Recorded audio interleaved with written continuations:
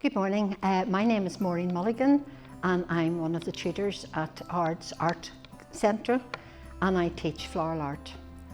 Today I'm going to do a traditional table centre for Christmas. I'm going to start off, I have soaked my Oasis and I have it in the dish secured with tape. And I'm going to start off using a 13-point system which gives you the skeleton of your arrangement. So I put the first 4 points in and then I'll show it to you. Okay, so as you can see, that's my first 4 in. If you were doing a circular one, these would all be the same length. Okay, so the next 4, and I'm just using this Osmanthus, which is like a line material. So the next 4 is going in between the 4 that I have just put in. Okay, so we now have 8 of the 13. If you're going to put foliage just in and not a candle, then the next one you put in would be your centre upright, but I'm going to use a candle, so that is one of my 13.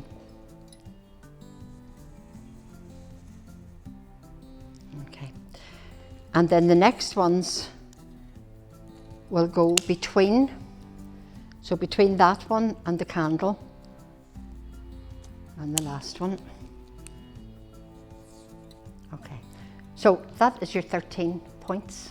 Now then we can start to use different foliages because it's nice to have a variety of colours and textures in your design.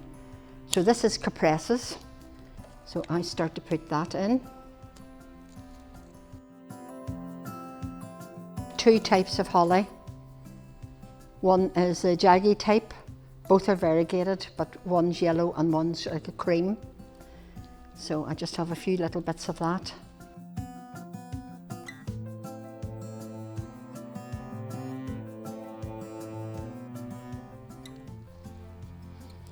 Okay, and I have a little bit of Pieris with the seed heads on. I thought that would be interesting in the design.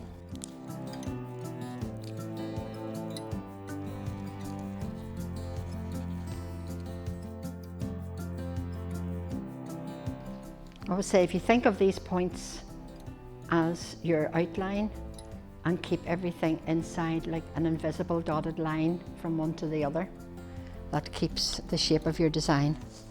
Not too bad. I think what I'll do, we can always add more foliage afterwards, but I think what I'll start to do now is put in some flowers, and I've got some small headed roses and the next size up, but I'm also going to use, because it's Christmas, some silk poinsettia as well. So, and I'm going to start off with the small ones with all these thorns, and I'm going to sort of follow the lines of my 13 points to start with. Well, there's only 10 roses, so it'll be close to that. Now I'm going to put a few of the slightly larger rows in between. It's just, I mean, they're the same colour, it's just a slightly larger head. And as the small ones open, they will get probably very similar size. Okay. Now, again, before I add the rest of the fresh flowers, I want to put a few of these silk poinsettias, because poinsettias say Christmas, and those are lovely wee ones.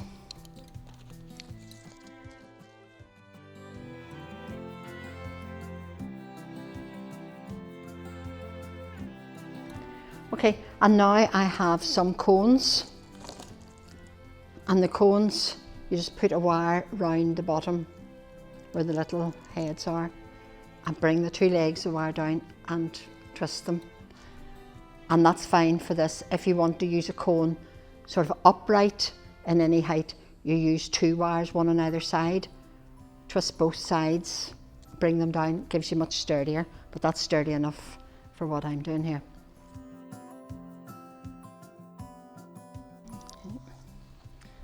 And then I have some walnuts, And I have to say, when God was making the walnuts, he was thinking of flower arrangers, because he left a little space in the bottom where you can push a kebab stick in.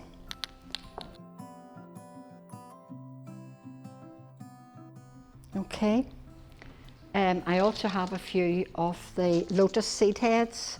These are the flowers that float on top of the water in the Lake of Egypt and places like that. And then this is the seed head after the flower dies. They come in lots of different sizes, huge ones, right down to very small, much smaller than these even. But again, it's a different texture and a different piece of interest in your arrangement.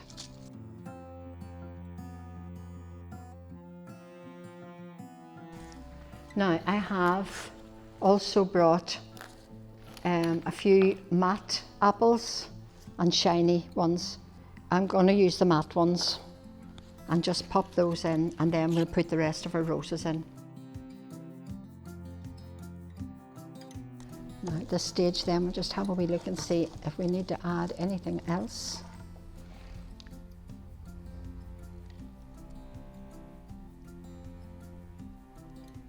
No, I think that's our table centre for Christmas Day.